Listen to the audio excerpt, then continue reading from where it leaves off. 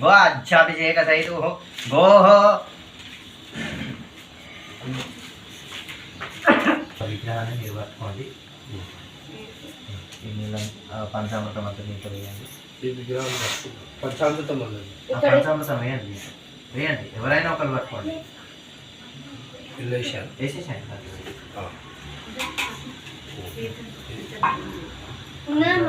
పట్టుకోండి. మీరు చెంబుతో నీళ్ళు వేయండి స్వామి. కొంచెం కొంచెం చుక్క వేయండి. చుక్క ఇలా 2 చేతులు పట్టుకున్నామా, 2 చేతులు ఇలా ఇలా పట్టుకోండి. పట్టుకొని ఆ ఒక విగ్రహాన్ని కడగండి మంచిగా నీట్గా. దాంతో పోయండి, చెంబుతో పోయండి. ఏం కాదు కాకా. చెప్పు కాకా.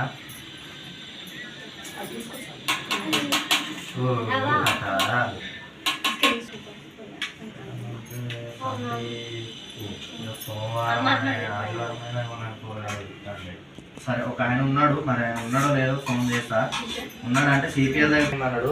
అది ఎన్నో రోజు? ఇప్పుడు 11వ రోజా? ఫస్ట్గా శ్రీవక్షంఖ్యాయ నమః, ఓం అఖిలాంద్రియాయ నమః, ఓం సర్వలోకప్రదప్రభ్యాయ నమః, ఓం శ్రీవిక్రమ్యాయ నమః, ఓం శ్రీలభ్యన్యాయ నమః, ఓం శ్రీధర్మ్యే నమః, ఓం కారుణాప్రియాయ నమః, ఓం సర్వాజ్ఞాయ నమః, ఓం సర్వజ్ఞాయ నమః, ఓం సర్వస్మ్యాయ నమః, ఓం సర్విష్యాయ నమః, ఓం సర్వక్షాత్యాయ నమః, ఓం హరయే నమః, ఓం శ్రీధన్యే నమః, ఓం హిర్యాయ నమః, ఓం నిశ్చాయ నమః, ఓం అలత్న్యాయ నమః, ఓం హితాభ్యాయ నమః, ఓం అలక్యాయ నమః, ఓం శిశారక్షాయ నమః, ఓం అక్షర్యాయ నమః, ఓం క్షీర్యాయ నమః, ఓం గదారణ్యాయ నమః, ఓం విశ్వజన్యాయ నమః, ఓం జితేంద్రియాయ.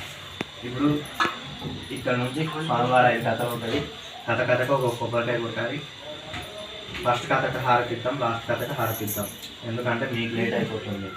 ఓకే చేసి ఆ ఒక సూతర మహాముని ఋషి వారు ఆ ఒక మునేశ్వరుడితో చెప్తున్నారంట. అయితే మునేశ్వరుడు అంటున్నారు, ఈ సూతర మహాముని ఋషి వారు మరి యొక్క వ్రతకథాన్ని ఎందుకు ఆచరించుకున్నారు? ఎవరు ఆ దేవత? మరి ఎవరు ఆ శ్రీ రమా సహిత సత్యనారాయణ స్వామి వారు? మరి ఈ యొక్క వ్రతకథాన్ని ఆచరించుకుంటే తద్వారా కలిగే ఫలితాలు ఏంటిది? మరి ఆ ఒక వ్రతకథాన్ని ఆచరించుకున్నట్టుకై మరి ఆ యొక్క వ్రతకథాన్ని ఎలా ఆచరించుకునేటకై చేసుకోవాలో వారు చెప్తున్నారు. ఈ యొక్క బ్రాహ్మణుడితోటి ఈ యొక్క వ్రతకథాన్ని మొదలు చేయబెట్టారు.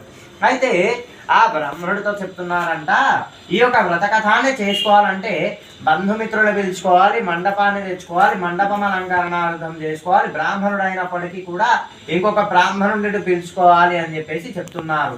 అయితే సరే అని చెప్పేసి చెప్పగా మరి ఈ యొక్క వ్రతకథాన్ని ఎలా మొదలు చేయబట్టుకోవాలంటే మొదటిగా సంకల్పం ఏంటిది?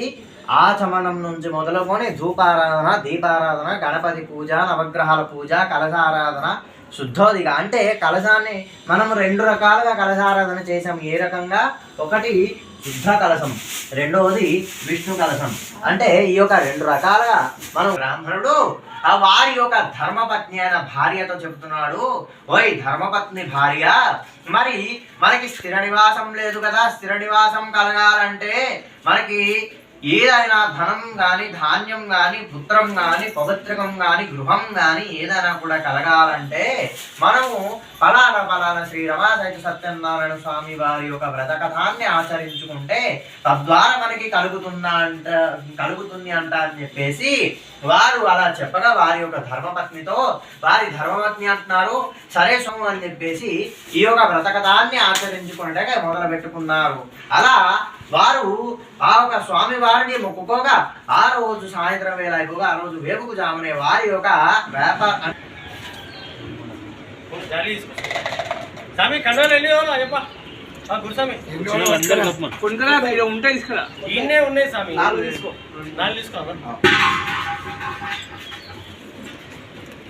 సురేష్ స్వామి బాగుంది సార్, మంచిగా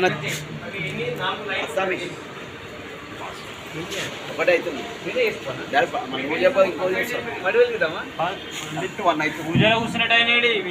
పాప వస్తుంది.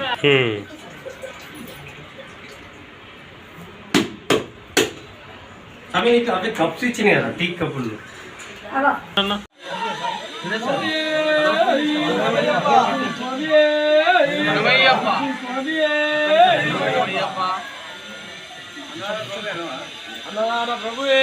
శరణమయ్యప్ప.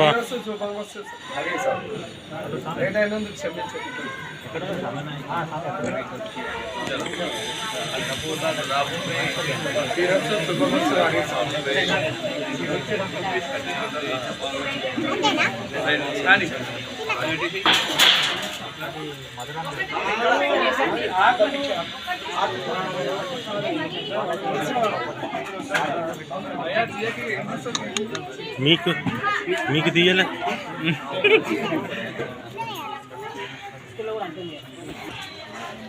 ఏందండి డ్రమ్ములే మంచి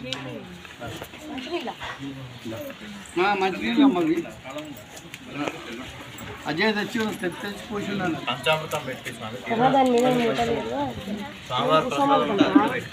ఆడ మిగిసినది ఉండే అప్పుడే